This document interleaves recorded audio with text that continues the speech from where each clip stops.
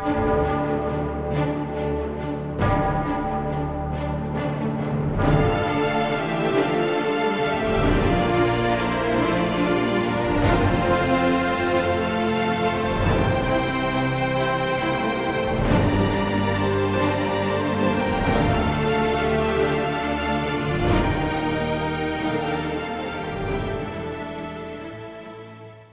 everyone and welcome, I'm Zan from RenFaire, and today's video on medieval and fantasy costume design is going to be about putting together a complete kit. Now, we've talked about the basics and we've spent about 4 months of videos talking about belts and boots and different items that work well, but this is about bringing that all together, putting together an event, well, a costume for an event, and we hope you enjoy it. So, our two normal disclaimers. First of all, we're not doing a medieval reenactment here. We're talking about a fantasy event, our event Weekend Warrior specifically, that we're doing this for.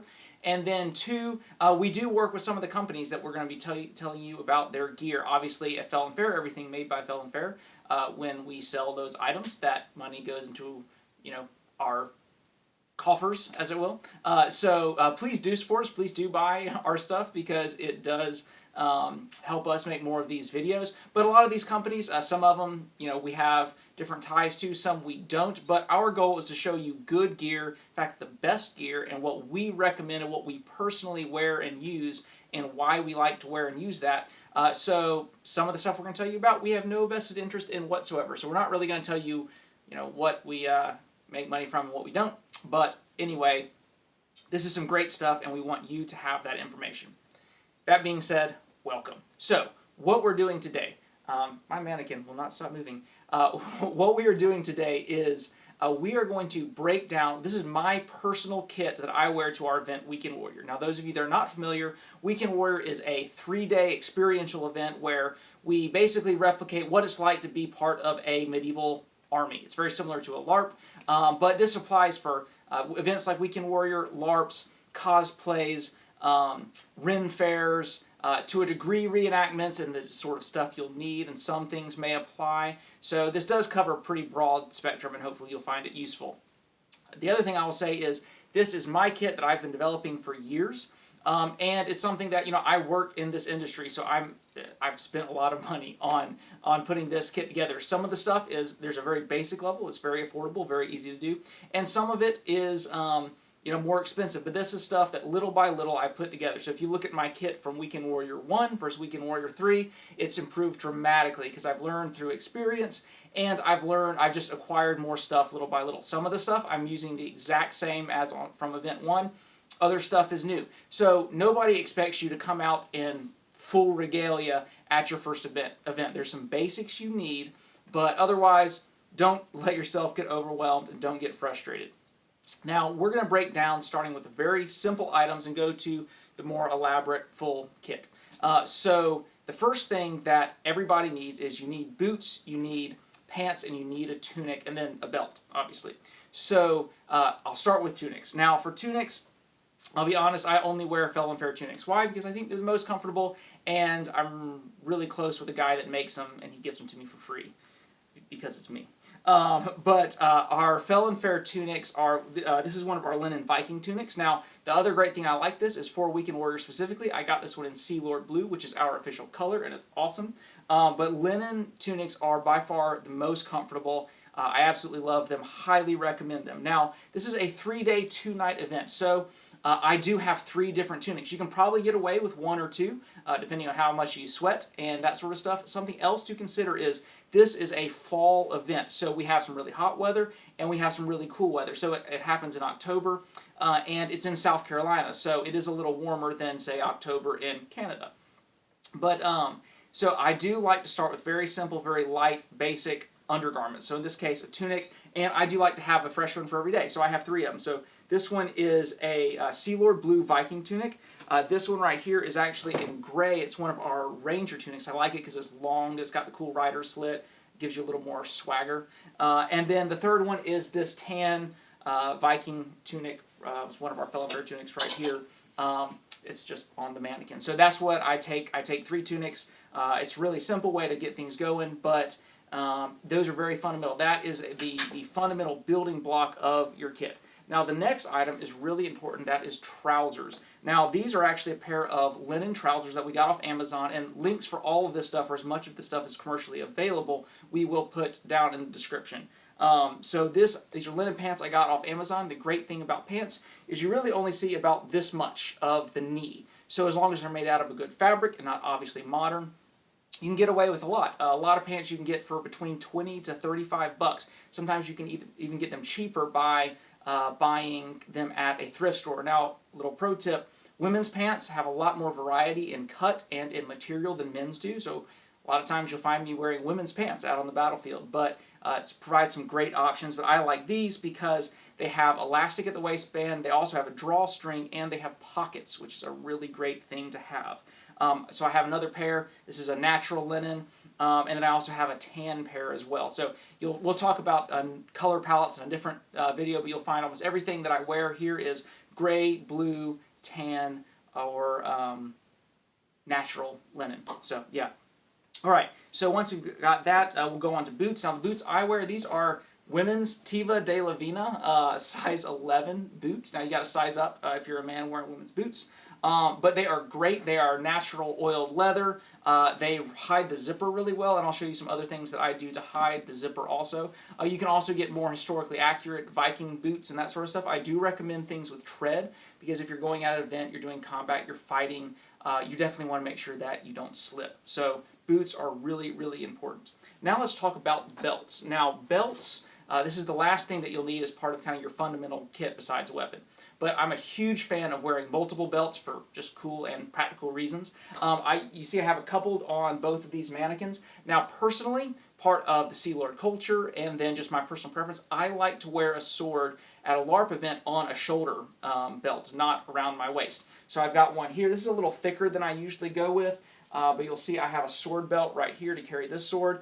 I also have one over on this mannequin, and that is a different sort of one that holds the sword on that side. Now, when you come to a LARP event, honestly, the best and quickest way to draw your sword, because these aren't sharp and can't damage you, is actually just to stick it in a belt. There's different scabbard options, belt frogs, that sort of stuff. But if you want the quickest draw, so like I always carry my dagger, my sax right here, in my sash and in my belt, because that's a quick, fast draw if I need it. I made the very foolish mistake last week in Warrior of going out late at night by myself when I had an assassin contract out on me, and I ended up staring down the wrong end of an assassin's dagger, and I went for my knife, and it wasn't there because I was a fool of a toque and left it behind.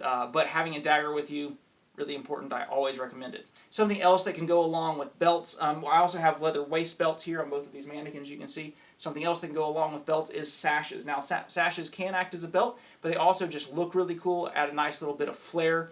It's another great way. At Weekend Warrior, we don't do any sort of like belt awards or anything like that, belt flags. We don't.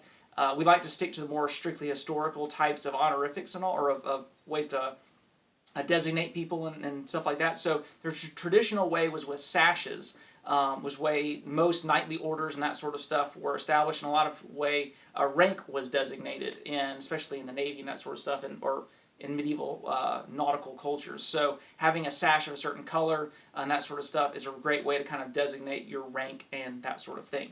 All right, now that we've covered the basics of clothing, like I said, this event is in the fall, in the autumn. So we have some really hot times and some really cold times. So when it comes to heat, some really great things to have, especially if you have sun, is a cloak. So this is our Fell Company Ranger cloak in Sea Lord Blue, of course. And Ranger cloaks are great because they're light. And then they have this great hood, and a hood can protect you from sun, protect you from a light rain. It can also just make you look cool when you are running around doing nefarious things. And also just flowing behind you, it just looks awesome. So cloak, highly recommend for any event. It's one of the best items that you can have when creating a costume. Another is a hood. So this is our warrior hood, also in Sea Lord Blue. I actually love these. I wear them under my chainmail because I have long hair, so a lot of times if I try to put my chainmail coat on, it'll rip up my hair and stuff. And then same thing, my hair will get caught in the chainmail links.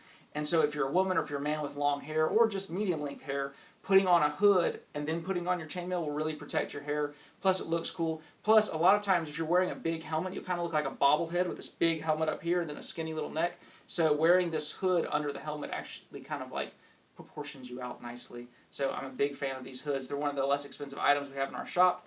Highly, highly recommend them. Another item, this is actually from Burgschneider, but I have two variations of this, and I just dropped the versions of the other one, so I'm going to just get it. Hold on. Okay, I'm back. So we've got, this is a wool caftan Viking coat from Burgschneider. When it gets cool on those autumn nights, it gets down into the 50s and 40s even, I really like having this with me. It's a great way. It's basically like a sweater or almost like a bathrobe, but you can wear it under armor, that sort of stuff. I really like having a wool coat with me on those days when it gets really cold. Now, another thing that we like to have, we at LARP make a linen version of a Viking coat, kind of slightly different pattern but similar concept. You can get it sleeveless, or not sleeveless, but short sleeve as well, which adds really cool layers. You'll see that a lot of this that I'm talking about is about layering, especially when you're trying to get both a cool effect and when you're dealing with different temperatures. So it starts off cool in the morning, gets warmer through the day, then gets cooler in the evening. You want to be able to match that so you're comfortable as much as possible. So if it's not going to be as cool, or even if it's going to be just a little cool but not really cold, a linen coat is a huge plus. Plus it just looks great. So it's great for layering and that sort of stuff. So maybe temperature isn't as big an issue, or maybe you want to have that cool layered look, but it's a really hot event. You don't want to wear wool. Linen's a great option. Now, when it comes to heat and that sort of stuff, now this one's green. I have a gray one that I couldn't find, but this is a little knitted wool cap.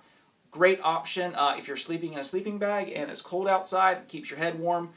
You lose most of your body heat through your head. So keeping your head warm is super, super important, so I always, always take one of these to an event, even if I just wear it in my tent while I'm sleeping. Keeps you really warm. Also, I've got these fingerless knit gloves I got from an Etsy seller ages ago. I don't think they even make them anymore, but hand knit wool gloves solely for warmth. The cool thing about these, because they're fingerless, they actually fit under my leather gloves. So if it's a really cold day, I can wear my leather combat gloves over these fingerless wool gloves. All right, as something else that we're talking about, because I'm saying everything I bring, multiple pairs of wool socks, major plus, so that you can change every day and keep yourself from getting blisters, especially if you're wearing boots you're not used to wearing. That's really, really important. Multiple pairs of wool socks. Obviously, undergarments and that sort of stuff is important as well. A lot of times those are modern, they're not seen. Same with the socks. Nobody's going to see my socks, so I wear modern, nice wool socks. It's a great, great thing to have. Now that we've gone over basic clothing items, we're going to start adding, a couple more items that are more on the maybe armor side, something like a gambeson. So this is a gambeson that I have right here. Now I made this one. This is a kind of medium thickness gambeson. I really love it because it weaken warrior and a lot of different events. It adds armor value. So even if I'm just walking around during the day, I get one extra little hit. So if I take like a knife stroke or something like that, even just walking around, that gives me an extra hit point here on my torso. Also, wearing a neck scarf is great. It kind of keeps things, especially if you have armor around your neck or a cloak, keeps it from abrading and getting, a rash or something around your throat. So this literally is just like half a yard of fabric that I washed, got all soft, and I wear it around my neck. It's a huge, huge plus. Some other items, so these are leather gloves that I wear for combat. I added even some padding on the knuckles right here. So this is my sword fighting hand, so more likely to get hit in the knuckles there. Highly recommend gloves and even adding some padding to them. It's a great way to protect your hand. Some other things that I wear padded wise, these are padded shin guards or padded greaves that I made, but there's others. I know Epic Armoury makes a version of these. I wear these to hide the zipper on my boots, so that's a great way to do this. Once again, we can wear it also adds an armor point, so that's a great little addition to have. So I wear a pair of those, one on each leg. This is something I don't wear anymore, but I did wear before I got the full gambeson. This is a padded coif. It's made by Epic Armoury, and it's a great way to kind of distribute some of the weight. If you're wearing a lot of armor, whether that's plate armor or chainmail, really keep it off your shoulders, keep that weight from dragging you down, because especially if you're wearing something all day long, that gets a little rough. I wear this chainmail coat from about 10 in the morning to about 8 at night, and wearing one of these, it's still pretty comfortable. So definitely a great thing to have. Same thing, the gambeson will do something very similar for you. All right, so that's most of the soft kit sort of stuff, and if you have all that, you have a great kit put together. Now we're going to talk about some armor and some weapon stuff. So first and foremost thing, if you don't get anything else, now at Weekend Warrior, headshots don't count, but accidents happen. Sometimes you get hit in the head, so wearing a helmet is super, super important. So I highly recommend a helmet that not only covers your head, but also gives you some face and eye and mouth protection. So this is my old Weekend Warrior helmet. This is my new one. This is an Epic Armoury Raven helmet. I've modified, done a bunch of fun stuff to this. Something that's really important, and you can check out our videos on helmets. It's a separate video. But we actually put a specialized strap in here to keep it from like rocking forward on my head, especially helmets that have a lot of weight in the front. They like to rock forward and it's hard to see. So that's a little extra little thing that I do to make my helmets a little more combat effective. I also wear a pair of leather splinted greaves and bracers. So this is when I'm, now the great thing about this stuff is you can layer all of it. So I can wear this with just this kit, or I can add it on top of the armor. But splinted greaves and bracers, these I made, but Epic Armoury has a really great variant like this. These are actually really comfortable, and they're very affordable as well. So now Sea Lords can't wear plate armor, so we have to wear things like splinted armor, so it's a great, great option. Now over here you see I've got chainmail. This is aluminum riveted chainmail. Don't waste your money on anything else. If you can find it, you can definitely, if you're coming to Weekend Warrior, you're allowed to get it from our store. We will have some for sale at Weekend Warrior. Just believe me, if you're going to have to wear this all day, you want aluminum riveted chainmail. This is Epic Armoury's Viking armor. It's basically lamellar. I like this one. I actually have another more historically accurate one, but it's much, much heavier. I like the lightness of this, and it still gives me that good, solid protection. Now, the last thing that we're going to go to is accessories and weapons. So a couple quick accessories that are really useful. We have this leather pouch. I always carry a pouch. Great for your coins, cell phone, keys, anything you want to keep on you. And then a water bottle. Having a water source with you all the time is really, really important. Now, when it comes to weapons, I like to fight with a sword. So this is a Calimacil Ragnar 2, I think. I just did some stuff to the handle because I don't like the handle on it. But I love fighting with this sword when I'm doing one-hand or sword and shield stuff. This is one, especially made one I had from Calimacil that has the cavalry blade on it, but it's a slightly more Eastern look because the Sea Lords are kind of a mix of Byzantines and Vikings based somewhat on the Varangian Guard. Now, when I'm going real heavy, this is I want to say it's either the Viking or Boar spear from Epic Armoury. I love the spear, hands down my favorite LARP spear on the market, and it's a great weapon, either fighting by itself or with a shield. Now, for shields, this is an Epic Armoury shield that I got. In my opinion, Epic Armoury makes the best and most affordable shields for LARP. They're also making them now where they don't have the emblems on them raised like this. They're just painted, so you can actually paint over them and makes them a little easier. The couple last things with weapons, if you want to run archery. So if I'm running archery, I'm not wearing this kit. I'm wearing something more like this. This is our Huntsman bow from Crow's Head Archery. It's a great bow. They're available on our Etsy store. I love shooting this thing at the event. And then, of course, you have to have arrows. So these are the IDV arrows. Now, at a LARP, I like to carry a waist quiver, actually an arrow bag rather than a quiver, or I just carry a couple in my hands. I'm not usually a primary, archery isn't my thing, so carrying 5 to 6 arrows is usually the most. Sometimes it's fun to get nicely, more naturally colored arrows, but these are harder to find. The really bright orange and red ones are much easier to see. But we require it at Weekend Warrior, the sponge tip ones. They're just far safer. They still fly well, and you can still be effective. And then last but not least, like I said, have a trusty knife, a dagger. This is a sax from Calimacil. I don't think they call it a sax, I think they call it something else, but it's a sax. Well, folks, I hope that gave you a good overview. Thank you for joining us. Please like, comment, subscribe to the channel for more videos like this, and let us know down in the comment section what other videos you want to see. This next series that we're going to be having is more full kit based, so we hope you enjoy it. Thanks a lot. Have a good day.